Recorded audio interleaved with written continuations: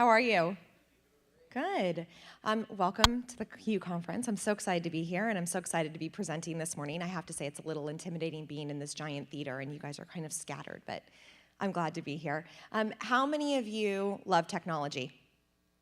I would assume so. This is the conference that you're at.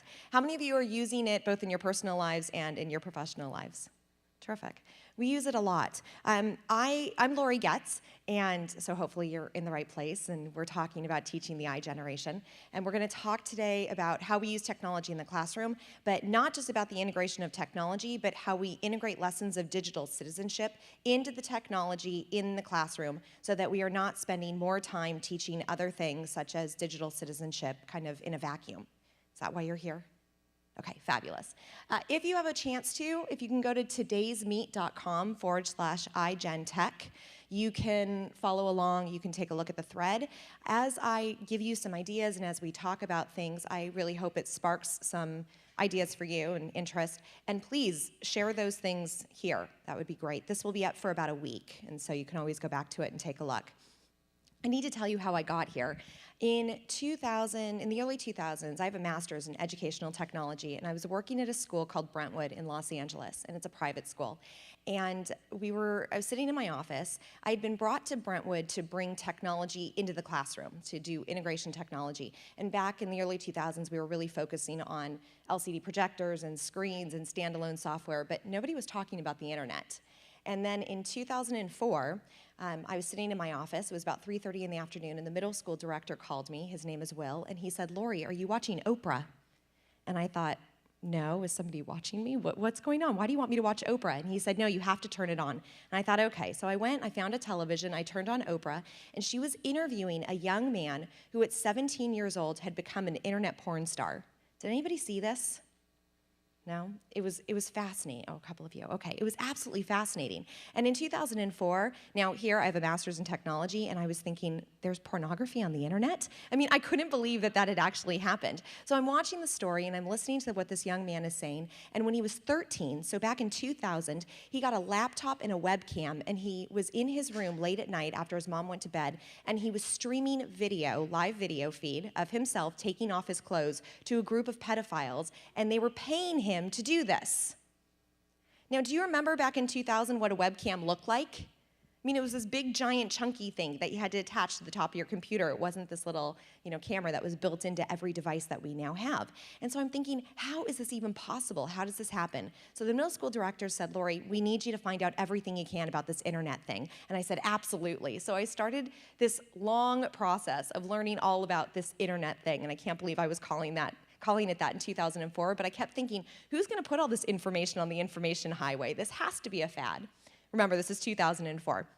So I started learning everything I could, and I ended up getting involved with a task force in Los Angeles. It's called the SAFE Team, and they do sexual assault federal enforcement. So I was working with the FBI and the DOJ and local police departments, and I was their talking head. So I would go out into the community, and I would start talking about this scary internet thing, and it was a complete and total disaster because by the time I was done, parents were ready to throw the computers out the window, but the kids were saying, wait, I need it for school.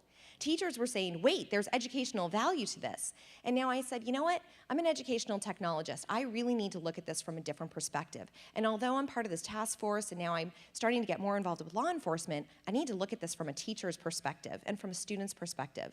And that's when my 10-year-long case study started, and I discovered the power of technology and how much I absolutely love it and how much we should all love it and embrace it. And what I realized is that there are so many fabulous things about it, but yes, there are some pitfalls. And how many of you have seen some of these pitfalls? Okay. How many of you feel like there is the sense of loss of privacy? There's no longer any privacy because of all the technology, right? But I happen to love a website called diapers.com. It's my favorite website right now, and it's because I have an 18-month-old, and we go through a lot of diapers. And so when I get home after this conference, after being here for a couple of days, and I realize that I'm completely out of diapers, I'm going to go to this website, and I'm going to click one button where my credit card information is stored, my shipping address is stored, and my order is stored, and my diapers are going to show up the next morning. And I am absolutely willing to give up a little bit of privacy and a little bit of information into this vortex that we call the internet so that I can have the convenience of having those diapers show up the next day. But our students don't realize that this is happening. They don't understand the idea of data mining. How many of you understand the idea of data mining? Okay, terrific. So I'm gonna start there, because what we need to do as educators is we need to start helping this iGeneration, and they are called the iGeneration, as in the iPad, the iTouch, the iPhone, the I want, the I need, the I must have. And they're developing certain habits, and they don't realize how those habits can possibly affect them later. So let's go ahead and let's start there. Oh, you know what, before I do that, if you don't mind, how many of you are K through 2 teachers? Okay, 3 through 6, middle school, and high school. Okay, great. We'll cover all of it. Our students are developing habits where they overshare, overfriend, and are overconnected. Yes? They share everything, and they don't even realize they're doing it. This habit starts when they're really little, and they start in Club Penguin. How many of you know what Club Penguin is? Oh, I love it. You must be parents, too. Club Penguin, if you don't know, is this virtual world. It's social networking for 6-year-olds. It's this virtual world where you get a penguin avatar, and you waddle around this little penguin world, and you get to play games and buy things for your igloo, and you get to talk to other penguins.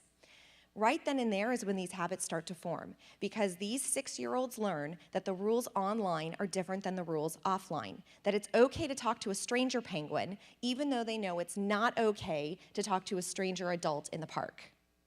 But they don't make that connection there, because it's just this cute little penguin.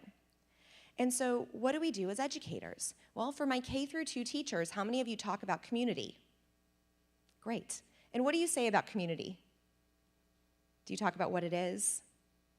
Who's part of it? Right, okay, terrific. So when you talk about community, you can add 3 sentences that is a game changer, which is, tell me about your communities. Well, your school, your church, your family, going to grandma's house, these are all different communities. Guess what? The online world, that's community too. When you go to your computer and you go online and you play games like at Club Penguin, that's another community. Are there strangers in that community too? There are. Do we talk to strangers if we're not with a trusted adult? No, we don't. And there you go. That's the beginning of this whole digital citizenship and awareness program. It doesn't take a 20-minute block of time for you to talk about community in online spaces. And now you've woven it in with your regular curriculum, so the kids start to see that the physical world and the digital world are all one world. By the time they get to Xbox Live, now they've developed these habits in Club Penguin, and they think it's okay to friend people that they're gaming with.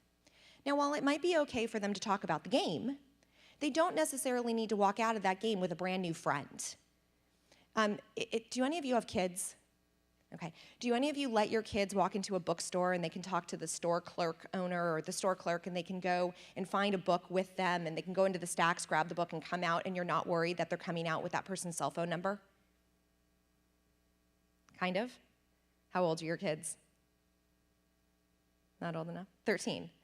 So we know that when kids go into certain environments, we trust that they have that cognitive ability to say, you know what, I can go into the bookstore and I can talk to a stranger adult about a book, get that book, and then leave there without making a new friend. And we need to then translate that to the cyber world too. That if we're going to put them in different environments, and if we're going to ask them to use things like blogging and forums and wikis, and if we're going to do online games and online quizzes, that we have conversations about the fact that, you know, in certain spaces, you may encounter somebody you don't know, and if that happens, you don't make them a new friend. They need to understand that everything that they say and do is aggregated. How many of you have seen Spokio.com? Yes, it's pretty spooky, isn't it? Spokio.com is a website that lists your name, your address, your phone number, how much your house is worth, who lives in your house, your hobbies, your lifestyle, maps to your house, pictures of you, and your social networks that you belong to. Because we have to remember that all of this information that we put out there, it drops into this vortex, and somebody else scoops it up, and it's aggregated, and it ends up in places like Spokio. Now, this is not dangerous. I don't want anyone to sit here and think that I'm trying to make you all paranoid. I'm really not. All this information, it's dropped in because advertisers use it. They want to be able to market directly to you, and it's kind of brilliant if you think about it, because I only get ads for things now that I really want to know about, and I like that. But at some point in time, do any of you do third, fourth grade, do any of you do the consumer producer project, or you talk about advertising, or you talk about ads, things like that? Do you do these projects? So I usually see them in, in the elementary school, in the upper elementary school, where they start talking about talking about advertisements. Talking about ads in an online space is a great thing to do too. And then we get into social networking, and that's where all of these habits really make a difference, because now they are generating all kinds of new information. They're posting all kinds of pictures. They're talking about all kinds of private things. And as educators, we have an opportunity to curb some of these habits and really do it in a way that integrates their physical world and their digital world. We also need to think about multitasking behavior. And multitasking behavior, multitasking is not the ability to do lots of things simultaneously. It's the ability to task switch, to go from one thing to another very quickly. It's a whole bunch of short interruptions. And our students are great multitaskers because their frontal cortex, which is where the multitasking happens, has been very well exercised. But the hippocampus, the part of our brain that's responsible for processing information and higher order thinking skills, studies are showing it's starting to atrophy because we're not using it enough. We are not helping our students engage enough so that they really get pleasure out of what that is that they're doing. There was a study that I heard on NPR last week that I thought was absolutely fascinating, and it was talking about a woman was looking at the attention center in the brain, and she wanted to know that if you were in a bookstore and you were just kind of looking through a book just to get a general idea of what it was about, that only a small part of the attention center lights up. However, if you then switch to an environment where you are thoroughly engaged in that book, then your entire brain lights up, even the pleasure centers.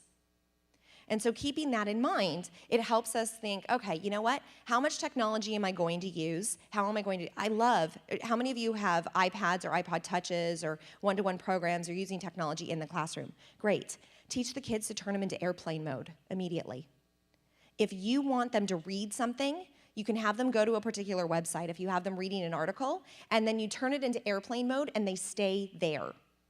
Because we want to form new habits for them. We want to make sure that we're thinking about how their brains are changing and how we can develop these new habits. How many of you, if your cell phone rings or vibrates while you're driving, you go like this? Yeah, be honest, come on. We do. Not necessarily, we're not texting necessarily, but it's that automatic response. So if we have that automatic response, how do we help our students break this habit before it even starts? Because they don't have the cognitive ability to know that what they're doing is actually not something they're supposed to be doing. We need to think about screen time. As teachers, this is really important because if you are in an environment where you're one-to-one or you have carts and you actually have the kids on screens for long periods of time, the American Academy of Pediatrics says that we should only let our students be online or have screen time for 1 to 2 hours per day. I think this is ridiculous. I think that they really have not taken into account the quality of screen time versus the quantity of screen time. What we would rather do is develop better habits for our students, meaning that if we are going to do a project where screen time is involved, great. Spend 30, it depends on the age of the student, but anywhere from 20 minutes for our little ones up to about 45 minutes for our older ones, and say, okay, you know what, we're going to do this project. Then we're going to make sure that they take a break. That after 45 minutes, that they close the laptops, that they're done with that project, they get up, they do something physical, so that they understand that it's the health of their bodies that they need to be concerned about. They need to develop habits where every 45 to 60 minutes, at the max, they take a physical break, that they look away from the screen, that they get their wrists moving around, that they get their backs up and stretched, that their legs too. Do you know that we're all supposed to sit? Oh, I'm not allowed to leave the table, sorry. Do you know that we're all supposed to sit? Here, do me a favor, put your feet flat on the floor, sit up nice and tall, put your elbows at your waist, and then go ahead and type. Is this comfortable sitting here like this?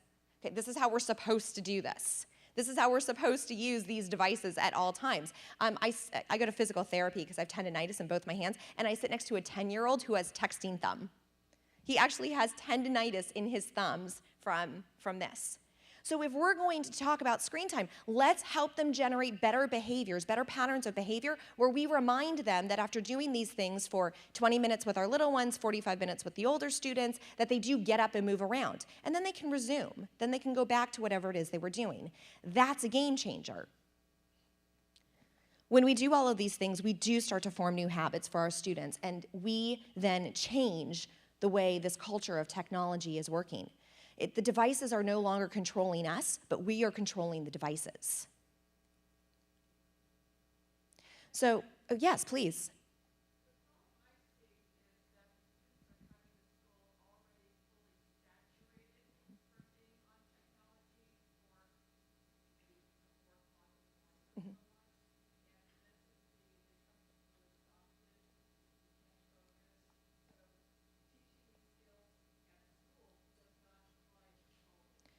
Great point. So at the end of the presentation, there's this little bubble, this little picture that I have that talks about that it's got to be the schools, the teachers, and the parents all working together in a holistic approach in order to make this happen. And so I didn't tell you much about myself, but I travel all over the country and I lecture to students, teachers, and parents, and I talk about the habits that we are forming and how we can do something about this. In my house, instead of chargers, all of the chargers in my house, with the exception of the one that I use for presentations here, they're gone. I have thrown all the chargers away and I have charging pads. And so if you want your device charged, it has to go into the kitchen to get charged. That's the only place it can be, to stop the kids from doing exactly that. And it also helps me and it helps my husband. It reminds us that we shouldn't have the technology in our rooms. Do you know that our sleep is interrupted by the technology being in our bedrooms? That studies show, I don't know if you're familiar with this, but when your phone is within 5 feet of your head, your brain is active. Now, I'm not talking about like being paranoid about radiation and things like that. There are no conclusive studies that show that there's radiation emitting. But what we do know for sure is that when the phone is within 5 feet of your head, your brain is active. How well are we possibly sleeping if our brains are active while we're trying to sleep? As we do these things, what I'm going to go through right now are some lessons that you can do in your classroom. And now, as you see these things, please don't take notes specifically about what I've done, but rather start thinking about how you might use some of these things. And with this, I'm going to talk about how we get the parents more involved. Some of it has to do with our younger students being in elementary school, and when we do things, we actually send letters home. I did a project in a 3rd grade class. It's not part of this, but I have to tell you this. It was great. So I did a project in a 3rd grade class with a group of students where I had them use Glogster. Do you know what Glogster is? It's graphical blogging. It's really, really cool. The kids love it. They can make all kinds of posters. I use it in science classes and math classes, and I have the kids even make greeting cards using Glogster. So I had a project with 3rd grade. They all had to pick a country, and they had to make a glog about this particular country. And when I finished, I published them publicly on the web with their full name on it. So it said, Lori Getz. And so if you were to Google Lori Getz, you would find Lori Getz's glog, and it's a 3rd grader. And I sent a letter home to the parents explaining why I had publicly put their kids' names out there online. Because this is not dangerous. Because we have this misconception that if we put our names or our numbers, if we put our names or a picture of ourselves out there online, that some boogeyman is going to come and get us. And that's just not true. What it does do is it creates a digital footprint. So here in an educational setting, I was able to create a digital footprint for them that they were proud of. And I was able to demonstrate to the parents that this was not dangerous. What is dangerous is then when they then go on YouTube and they create these videos of themselves, they attract a whole lot of attention, and it's not positive attention, it's negative attention, and they attract it from strangers, and then they cultivate relationships with these strangers. This really isn't a lecture about internet safety, but just so you know, internet safety is no longer about trying to keep your name, your number, your address, pictures of yourself off the web. That is no longer viable, and it doesn't matter. Because there has never been a reported case of a predator seeing a child online, a picture of them, going to Spokeo, finding their address, going to their house, and kidnapping them. They don't do that. That's the guy in the white van or the ice cream truck that drives up and down the street. It's a totally different predator. Internet predators, they groom kids. They cultivate relationships with them. They find them in gaming environments. And when a child is, attracting a lot of attention, and when I talk about child, I'm talking about teenagers as well. So a child, a tween, or a teen in these environments, they get some attention from somebody, and then they think this person is their friend, and so they invite them into their real world, into Facebook, into Instagram, into Skype, into iChat. That's what's dangerous. That's the behavior that we want to curb. So when I was able to create that glog, put their names on it, and publicly publish this, and I got to send a letter home to the parents telling them that I had done this, it actually started a conversation about what is really internet safety all about. And that was a good thing. When you have high school students, it's a little bit different because you're not sending letters home in the same way. However, some of the things I'm going to show you are projects that you can create that will most likely get the attention of the parents and then possibly spur some of this conversation about what's working and what's not. Okay, got a little sidetracked. This is science and copyright. This is how we start to take the digital citizenship and the copyright issues, plagiarism issues, predator issues, privacy issues, and we roll them all into our technology integration. So if you're doing a science project, let's say that you want them to, and if I have science teachers in here and I got this wrong, I really apologize. You take a picture off the internet and you have the kids then label this particular picture. So what I do is I use a site called Creative Commons. Have any of you heard of Creative Commons? Okay, you want to go to search.creativecommons.org, and from there you can put in your search term, and it'll let you search Google Images, it'll let you search Photopedia and Flickr and Wikimedia, a few other places, and it will find royalty-free images that you can use. You can then post them to Evernote or to your teacher page or wherever it is that you're using. Is anyone in here using Evernote?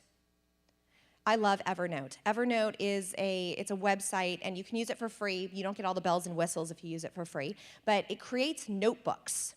And it's a website with these notebooks, and what you can do is you can put information into these individual notebooks, and then you can share those notebooks out with your students. And it's just a web address that they get. So they don't need to create an account if they don't want to, but they get this web address, and now they can get all the material that is within that notebook. It works very similarly to how your teacher pages do as well. I particularly love Evernote for students who need to do research and literature reviews. When they're doing, how many of you have had to do a lit review at some point in time? I'll never forget when I had to do my lit review for my thesis in my master's program, how complicated it was. Because when you do a lit review, you pull all of this information from all these different places, and then you have to organize it by category. And I had all these colored stickers, and I had pieces of paper that were laying out all over my tables, and then I had to remember how to cite this one for this piece and that one for this piece. With Evernote, if you get digital, if you have information from a website, you can highlight the sentence or the paragraph that you really want to focus on. You can then click one button within your web browser. It will pull that piece into an Evernote notebook for you, and then it will cite it. And so you can put all of the related articles all into one notebook, and you have the citation right there. It's fabulous for research. It is perfect for high school students. It teaches them how to organize information and how to cite it properly. Okay, but back to science. And then I use Sketch. How many of you have iPads? Are you guys using Sketch? So it's just super easy to do. What we've done, though, is we pulled this picture, we put it, I took a screenshot or I downloaded it to my desktop, I then uploaded it into Evernote, and then I shared it out with the students, asked them to bring it into Sketch, which is an app on an iPad. You can also use PowerPoint for this if you're not using Apple or if you're not using an iPad or some other device like that. And instead, you can just have them label it in PowerPoint. The other thing you can have them do is you can have them print it out themselves and label it on paper. The point is that when you do an activity like this, if you send them to Creative Commons first, or you tell them that that's what you used, you start talking about copyright. And this is a very important issue, that they understand what it means to infringe on somebody else's copyright. There's a lot of confusion about this. You have to understand that just because somebody else put it up on the web doesn't mean that you get to take it. Now, fair use says that if it's something specific to what it is that you are teaching, you may use it in your classroom. But you're actually supposed to direct your students to that site or to that image. You're not supposed to print it, make copies of it, and distribute it. I always tell the kids, the younger ones who have a hard time understanding copyright, I talk about a museum. So you go into a museum, you go into the Louvre, and there's the Mona Lisa on the wall. Can you grab that Mona Lisa and walk out with it? No. But can you go to the gift shop and can you buy a copy of it on a poster, or can they give you a postcard for free? Yes. Creative Commons is the gift shop. Right? And so this is how we start to talk about these things. That was 3 minutes of conversation on copyright, and it's woven into your actual activity. This way, if every teacher starts doing this from the time they're in second grade all the way through their senior year, they're going to have a much better understanding of what they can and cannot do. Are there questions about this? I have you all using todaysmeet.com right now. I love todaysmeet.com. You can use this in language arts, and you can talk about text and chat etiquette. Middle schoolers love to chat. Even as young as 4th grade, I really see them starting to chat. But there is a huge lack of etiquette. They don't know how to chat with each other. And what I use this for is sometimes book reports. If I have a student doing an oral report, and I'm in an environment where I have one-to-one, or I can grab a cart, I will have all the students go to todaysmeet.com/my class. It's very easy to set up. You click on Today's Meet, you go to todaysmeet.com. It says create a classroom. You just give it a name. You say if you want it to last for 1 day or 1 week or 1 year, and then you give the students that web address. So I gave it to you. It was todaysmeet.com/iGenTech. And what I like about this is, first of all, they don't interrupt the presenter. So you have a student who's standing up and they're doing an oral report, whether it's a book report or they're talking about a history project or whatever it is. Your students are in the audience and they're listening. Now, we want to teach them how to listen and think at the same time. Not necessarily simultaneously, but again, in congruency. We want them to be able to do this. We want them to be able to synthesize information the same way I want you to do it right now. It allows the presenter to talk without being interrupted by the students. It allows the students to generate thoughts and questions and comments, put them on Today's Meet, and then at the end of the oral report, just like I can right now, you just go ahead and you click on it, and you can see everything that they've said. Now, I always give the students at the end of this an opportunity to read through it for a few minutes, and I let them all respond to anything that they've seen. And what ends up happening is if I was just to respond to the hi, and I say hi back, you have no idea who I'm talking to. That's the chat etiquette that they don't understand. That if I actually wanted to respond to Kelly, I need to say, hi, Kelly. And so it gives them an opportunity to practice this in an educational way. It also gives them an opportunity to practice not bullying each other, not saying something mean, that you set it up while they're doing the oral report. You're not going to tear somebody down. You're going to ask thoughtful questions that are relevant to the topic. And so you're teaching them how to use these environments in a really positive way. And I saw somebody said the definition of friend is really changing. Can I address that real fast, if you don't mind, since I just saw it? I think their definition of friend is changing because they don't understand what it means. I think Instagram is a really interesting phenomenon because just like Twitter, same thing, that we have followers. And every time I see young kids on Instagram and they've got 700 followers, I just picture them walking down the street with 700 people behind them. And what we need to help them do is remind them of what is a friend. If you have a group of students and you're talking about this, what is a friend? A friend is someone you trust. Do you trust that person? And we have to get back to that idea that friend has not changed. The way that they accumulate people has. Social studies and web evaluation. This is a big one. And you may use this. I have gotten permission from Springfield Township High School to share this with others. And what this is it's called the CARDS evaluation. If you're going to have your students do web research, you want to make sure that the sites they're using are relevant and credible and accurate.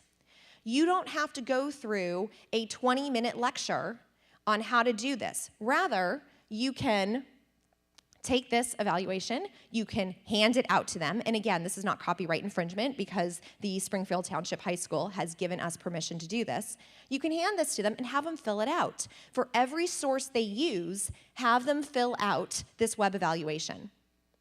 And that way it's not taking time out of your class. You're just letting them know, listen, put the web address, put the author's name, the title of the site, and then go ahead and fill this out. And when you do that, how many of you have ever tried to do something like this with websites that you're using as primary resources? Has anyone ever tried to do you find that you get into it and all of a sudden you realize it's not a source that you can use? Yeah, she's shaking her head, yes, absolutely. It's really interesting that a lot of times we Google something and we get to a site and we think, oh, this is perfect. But then when you start to read, and that's what we have to make the students do, they have to read. They can't just read the first 3 lines that Google gives them and decide whether or not this is a credible source. They actually have to open it up, and they have to read, and they have to think, and they have to decide whether or not this works. So this is credibility, accuracy, reliability, relevance, date, and source. You have to do that what? You have to do that with Romney. Any questions? Okay. This is one of my favorite ones, and it says for art, and it's the lesson here is about attention, which is a really big issue. Kids, tweens, teens, they love attention. They want as much attention as they can possibly get. I have had case after case after case over the years where I see young people between the ages of, I would say, 9 and 17, where attention is so much more important to them that they don't even realize that they have become a target. They've become a target for predators, for identity thieves, for stalkers, and for trolls, cyberbullies. The most recent case that I've had to deal with was related to four boys, 4 7th grade boys going into 8th grade. It was the summer between 7th and 8th grade. And these boys are very smart boys. They were on student council, some of them. They had a lot of friends, very popular. They loved playing World of Warcraft. And they were playing World of Warcraft, and there was only 4 of them. And on World of Warcraft, you need a 5th player in order to complete a quest. So they brought in this player who was a warrior, which is a class that they needed, and they started playing with him. And it was a 27-year-old man from Texas. He said he was 27. He wasn't hiding or anything like that. And the boys started playing with him, and after a couple of weeks, he said, you know what, it's hard to find you sometimes on the server, so do me a favor, just friend me on Facebook, and then that way I can just send you a message and find out where you're playing and when. So the boys all friended him on Facebook. And some of these boys didn't realize how much attention they were actually seeking. And they would post pictures of themselves doing things that were really silly. They also posted status updates about how they were having problems with their parents or they hated their friends. They were using language that let this man know that they needed somebody in their lives. They needed somebody to kind of pay more attention to him. One kept talking about how ugly he was and how girls didn't like him. I mean, it was little things. It wasn't anything egregious. It was little things. So this man was able to take that information, he was able to mine their data, and he was able to kind of uncover some of their weaknesses. And what he did is he broke up the 4 boys. He started saying, John is saying this about Jake, and Jake is saying this about Kenny, and the boys started, they stopped talking to each other. And then the man said, well, we can find other players on World of Warcraft, and they're even better, and we can get further in the levels. And so the boys started playing with him individually and chatting with him individually, and he talked about how they all liked the same music and how, you know, he understood them better than their own parents did because their parents don't play World of Warcraft, and their parents don't let them stay up late, and their parents don't let them eat junk food, and their parents don't listen to this music. And so he convinced these 4 boys, who all identify as being straight, that they loved this man. And at one point in time, they each professed their love to him in text messages. Once he had that, he was able to manipulate the boys into sending him pictures. And these boys all did it. He was able to take little bits and pieces of information and understood what kind of attention they needed and then gave them that attention. I have other cases where I work with young people who, there was a 17-year-old girl that I was working with, and she really wanted to be a star. And so it was very important to her to be on YouTube and to have her own YouTube channel, and she had thousands of subscribers, and she was really excited. She wanted a partnership with YouTube so that she could actually make money from her videos.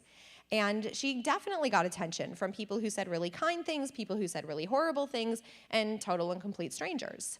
She got attention from somebody who was pretending to be Howie Mandel, who said that he wanted to get her on America's Got Talent. And he said, call my office, and she did. And when she called the office, a very nice secretary answered, and the secretary said, let me patch you through to Mr. Mandel. He's on his cell phone. And so now she's talking to Howie Mandel, and he's saying, yeah, you're terrific. Do me a favor. I know there's a Starbucks across the street from your school. Let's just meet there this afternoon before you head home, and let's kind of talk about how this is all going to work. She went. This did not end well. I won't go into the details of it, but this was somebody who was it was so important to her to become famous that she was willing to do anything. And when we did bring her home, and she's fine now, and she actually does some of these talks with me. But it obviously was not Howie Mandel. It was somebody who had tricked her into believing this. He used voice distortion software to make his voice sound like the secretary and like Howie Mandel, because she was totally convinced that it had to be him if she could call him. They have this false sense of security there. The interesting thing about it is when we asked her, why didn't you call your mom or your dad and tell them that you were going to go to Starbucks after school? And she said, because I thought they'd say no. I didn't think that they would trust me enough to do it. And so she purposely made this decision so that she didn't have to not do it. So in the back of her mind, she knew it could be problematic, but she was too curious. These are some of the issues of attention that we deal with, and we see it a lot. Kids who overshare, who are constantly posting every place they go and everything they do. It's just not necessary. In an art class, or I've done this in a kindergarten class, and I have done this with 12th grade with seniors. What we did is we created projects, and in kindergarten it was all about me. And so they drew these pictures of themselves and of their family, and they wrote, I think, like 3 sentences. The seniors, this was their art projects that they did that were posted in a gallery. And what we did is we took iPads and iPhones and iTouches, whatever device we had, and we recorded them talking about their projects. So the little ones were talking about about their families, but also what they need to improve on. And so you have these little kindergartners saying, I worked really hard on my pictures, but writing's kind of hard for me, and I need to work on 1-finger spacing. These were some of the things they said. Whereas the seniors were talking about what inspired them to actually generate this particular art project. We took those voice memos, we emailed them to ourselves. We then took the audio file, we uploaded those audio files to YouTube, and then we generated QR codes. So when you have the YouTube web address, you can then put that web address into qrcode.kiowa.com, and it'll give you this picture. We then printed the pictures, cut them out, glued them underneath the projects, and then when parents came for open house and to view the art gallery, they walked around with their smartphones, they scanned the QR codes, and they could actually hear their children saying these things. It was a really, really cool project.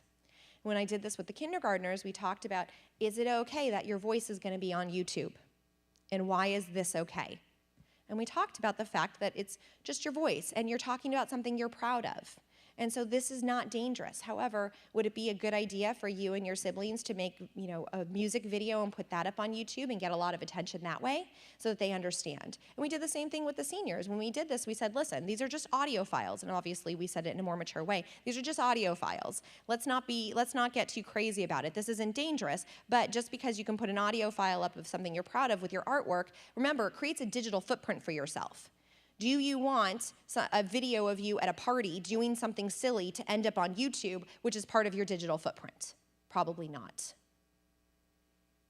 See how we can have these small conversations and we can bring it to their attention. Questions?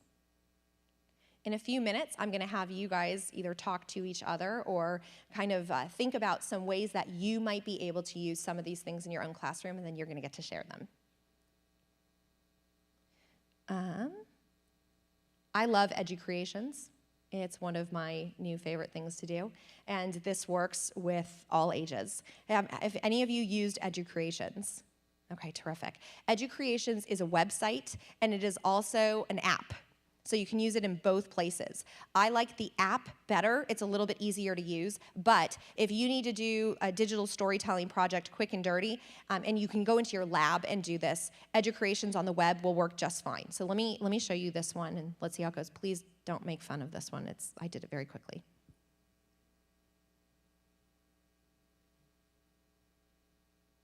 Audio?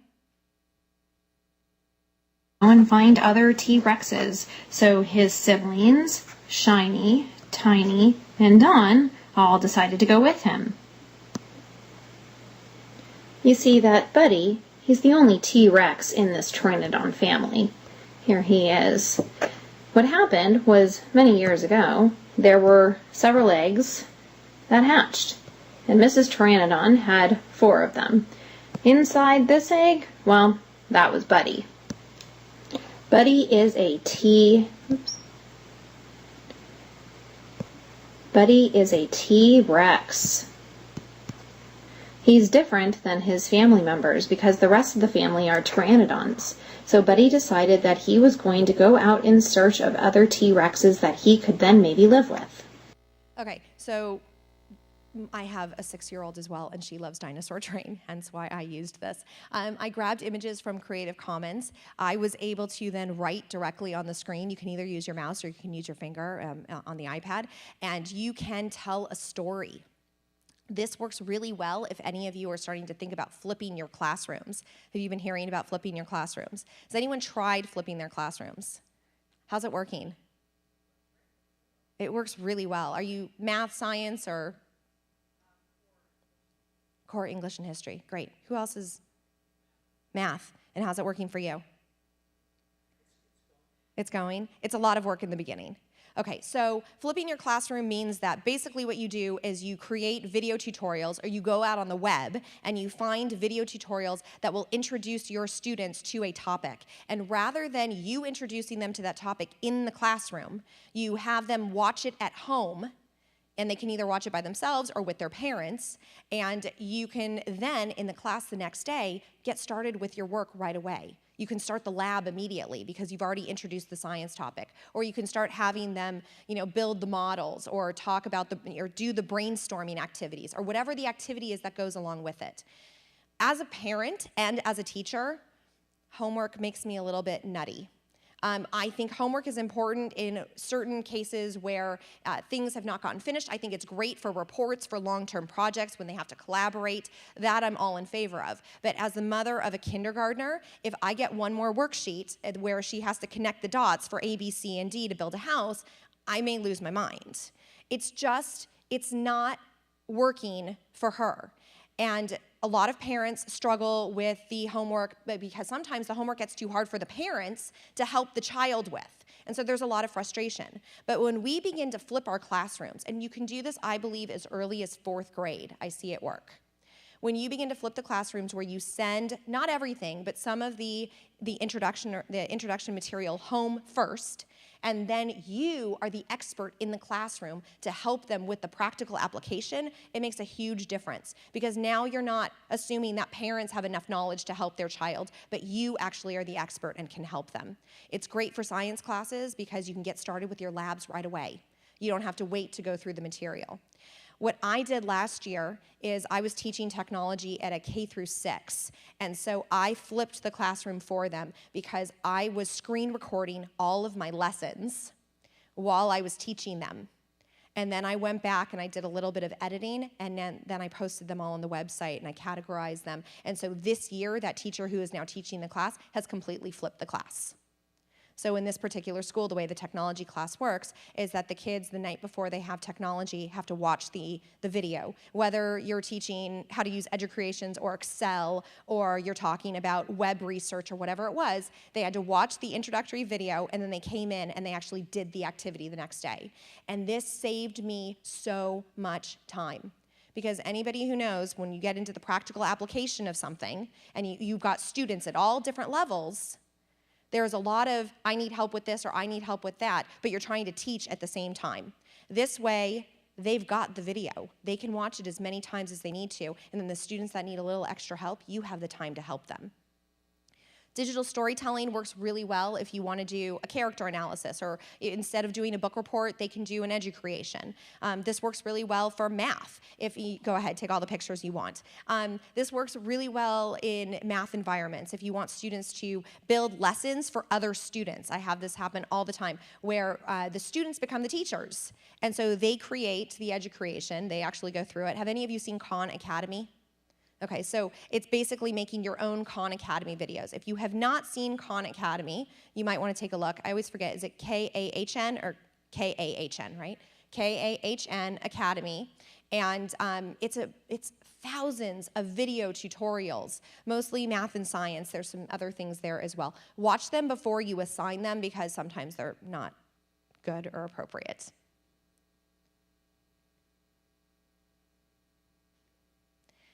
When we talk about things like these video tutorials and having our students create it, this is when we start talking about originality and plagiarism.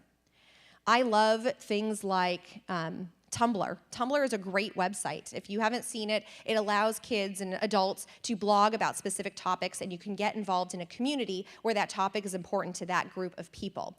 While I have absolutely no problem with Tumblr, you can also reblog. Now, we used to call this plagiarism, but now it's called reblogging, meaning that we take somebody else's work and we're putting it on our page. And they know that it's not necessarily our work, but kids are starting to get the idea that they can just take whatever they want from other places and use it.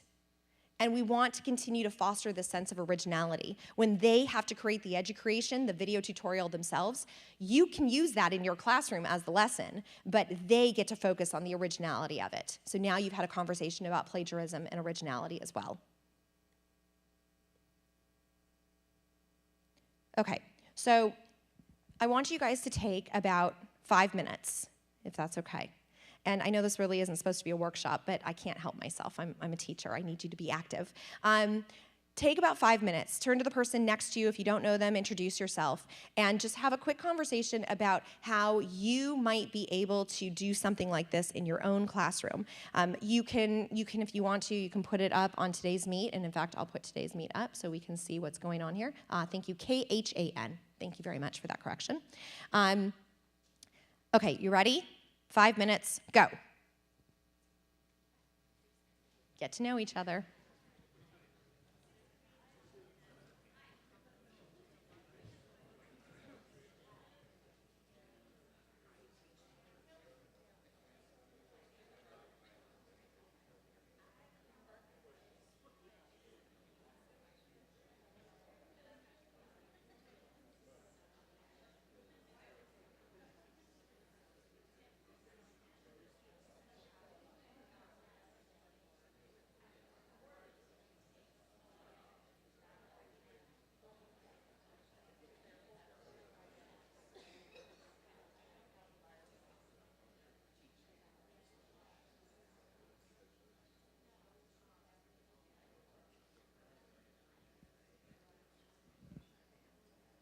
I'm actually going to give you 3 minutes. You have 2 minutes left, so I want to answer some of these questions.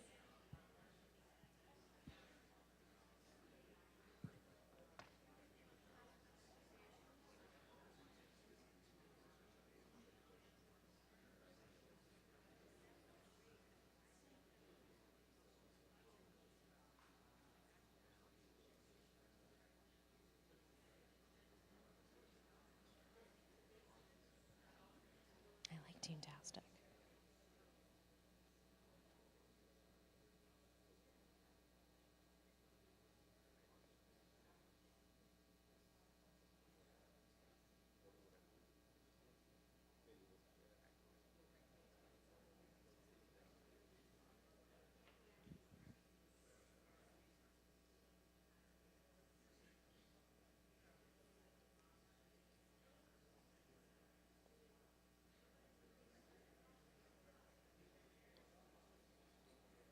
One more minute.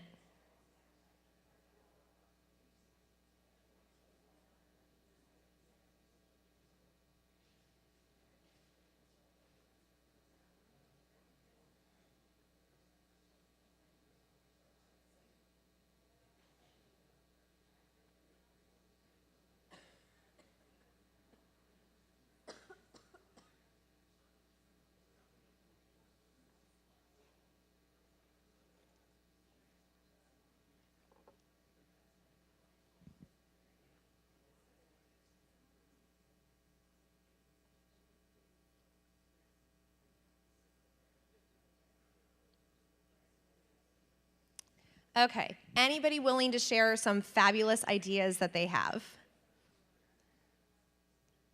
Anyone willing to share? Please.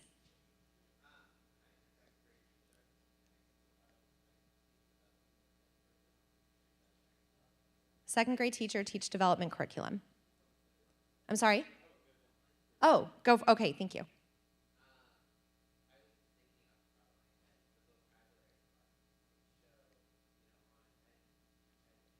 Educreations. Oh, I love that. Perfect.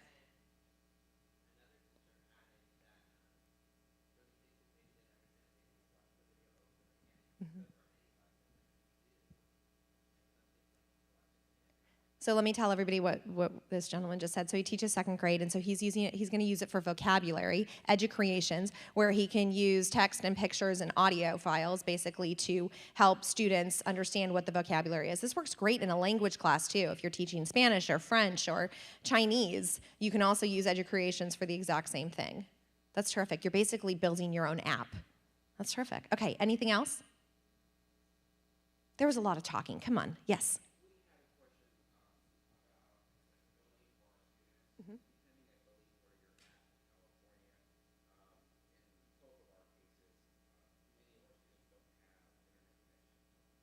Okay, do they have it at school? So I was at the ISTE conference over the summer, and I was with a teacher in Alabama, from Alabama, and she was absolutely amazing.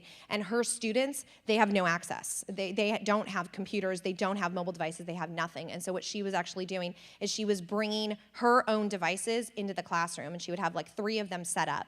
And what she would do is, as they finished an assignment, those kids then could go and they could create their educreations there, or they could create whatever it was that they needed to do there in that time. They could come in at recess or lunch or before or after school, and so she made the technology available to them. All of these projects that I'm talking about, especially something like an educreation, when the kids do it, it really shouldn't take them more than 5 minutes to do. This should be a down and dirty, quick, easy thing. You can't edit it. And so you've got to kind of get it done in one fell swoop, and so that's why you hear me stumble a little bit. But it's the product, it's that we want to see at the end, but we want it to be kind of a down and dirty. So you can do it that way too, where you can bring some things in, or you can use the computer lab, or build some time in that way.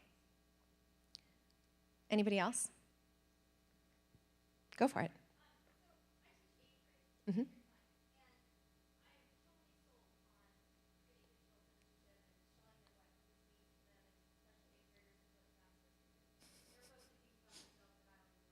Right.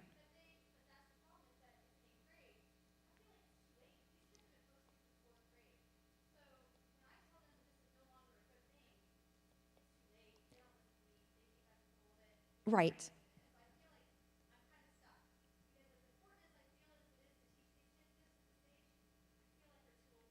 Okay, so I understand completely how you feel. So the woman over here says that she's, oh, you were asking me to repeat it. Yes, the woman over here was saying that she's an 8th grade teacher and she feels like it's too late. She can't tell them not to post things about themselves because they're already doing it. They've been doing it since 4th grade, so they're not gonna listen.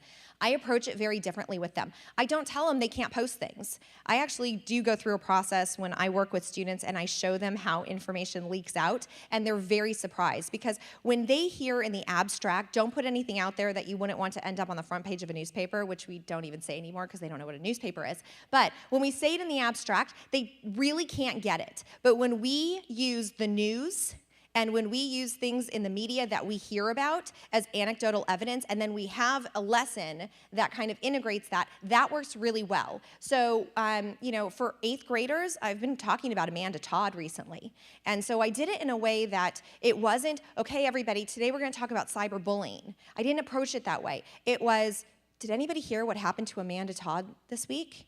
And some of the kids knew. Amanda Todd was a 15-year-old girl that made this chilling YouTube video about how she was cyberbullied, and then at the end of it, she took her own life. She killed herself. It was absolutely chilling. I would not show this to anybody younger than 8th grade, but I showed a group of kids just a clip of it, not the whole entire thing, but just a clip of it. And I said, can you believe that she did this? I mean, she just exposed herself. And when I had this sense of like shock, they looked at me and they said, Mrs. Getz, people do this all the time. And sometimes I act dumb, like, really? No way, you guys would never do anything, and it spurs this conversation. And so I really believe that sexting, the topic of sexting, belongs in health class. That every health teacher should talk about sexting when they talk about becoming sexually active. Yes? There's no health in 7th and 8th grade anymore? So it's part of 7th grade science curriculum? Okay, so when they talk about the human body in 7th grade science curriculum, it's one sentence. You know, when you share your body with others, this is becoming sexually active, and that means whether you do it face-to-face or expose yourself via the webcam. And they're gonna kind of giggle, but it does stick with them. It's the way that we approach it that's more important, and we've gotta fit it into the right place. That sexting should be talked about when you talk about the human body and then how we share it with one another. that privacy issues should be talked about when we're talking about the Constitution and we are interpreting the Fourth Amendment. That is the perfect place to start talking about the digital footprint that they create. That, do you have a right to privacy, and where do you have a right to privacy? Does it exist online? That's where that conversation belongs. It does not belong taught separately in a vacuum in technology class one time. Does that help?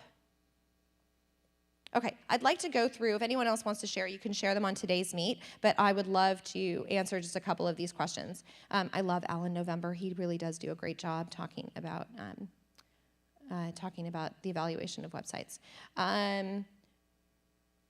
If things are blocked at your school, according to SIPA, SIPA is the mandate that says that schools that receive E-rate funding, federal funding, that they have to block certain websites. According to SIPA, your school is mandated by law to give you access around that. You as teachers have to have access to information. So by the law of SIPA, they have to find a way for you to be able to get to it. So you can let your IT person know that. So if it's for educational purposes and you need it as a tool in your classroom, they have to open it up. Okay? It's information to access. It used to be, because when we first started talking about it, it was very monodirectional, where it was just the teacher who was streaming something out. But as we developed all of these, Web 2.0 tools and more collaboration, they had to open it up so that we could use it in our classroom. All right? I have just a couple more minutes, so I want to be respectful of your time. If anyone doesn't know who Alan November is, go and Google him. He's got lots of great videos and talking about all kinds of things in education. I do not know for sure if you can embed an education on an already existing website, but I'm almost positive you can, because it generates its own URL, and I think in the HTML code you would be able to embed it. Oh, you know what? When you create it, it actually does give you an embed code. So you can either generate a public URL or you can generate the embedded code. Yes. So definitely. Some of my tech flipped class videos. So if those of you from the Q conference, when you click on my presentation, you will see that I shared an Evernote out. So you can all go to my Evernote, and this is in the form of a PowerPoint presentation, but you can take a look at my presentation through Evernote. There's also videos. There's also actual videos on how to generate the QR codes as an example of how I flip my classroom, that these are some of the topics that I introduced, and so here's how you do them. It's slightly different because I introduced them here and then I taught you how to do them with the videos, but you'll get the idea. Thank you for Khan Academy, KHAN. I love Toontastic. Generating comics. There's another one called Comic Believer. Oh no. Make Believe Comics, thank you so much. Make Believe Comics is another one. These are great ways to also have students tell stories, especially the younger ones, they love it. But what I found was I did Make Believe Comics with an 11th grade class, and they did, was it 11th grade or 12th grade when they have government? I think it was 12th grade, sorry, with a 12th grade government class, and I had them make political cartoons. They came up with some really great stuff, and it was a lot of fun. They even liked that. Yes, the presentation is posted. Teach leadership to get them to integrate and trickle down. I don't understand. Teach leadership to get them to integrate and trickle down. Does anyone want to expand on what that means? No? Okay, I'm not sure. Oh, to the leadership students? Or to the administration? The administration needs to understand all of this. I mean, that's definitely, there needs to be some kind of formal plan in your tech plan that starts to talk about how you do this. Where you want to start is you want to start with what lessons of digital citizenship do you think are important? To me, I think privacy is important. I think issues of netiquette and cyberbullying are important. I think issues of attention are important. I think issues of piracy and plagiarism and copyright are important. And when you take those issues and you start thinking about, okay, in 4th grade, when we introduce the Constitution, this is a great place to introduce the issue of privacy. Or in health class, this is a great place to introduce the idea of sexting. Or in a class where we're talking about how we present, that we talk about how we present both in person and online. that there are tools that we can use, but then the chat etiquette that goes along with it. How the rules in the physical world and the cyber world are really the same. The link to cards is in that PowerPoint presentation. You can get to it within the Evernote. Going back to having my 6-day presentation. Oh, okay. So actually having the kids make presentations for younger kids is always terrific too. Here's what this all comes down to, truthfully, is that if we don't create a holistic approach to digital citizenship, it's never going to work. If we don't think about the student being in the center of this idea, and the school is promoting it, the teachers are promoting it, and the parents are promoting it, it falls through. Because exactly what the woman in the back said earlier, that when we can talk about it all we want in the schools, but we've got to get the parents involved. And if that means creating projects that the parents may go, what are you doing with my student? And that gives you the opportunity to talk about why you're doing it, that's a great thing.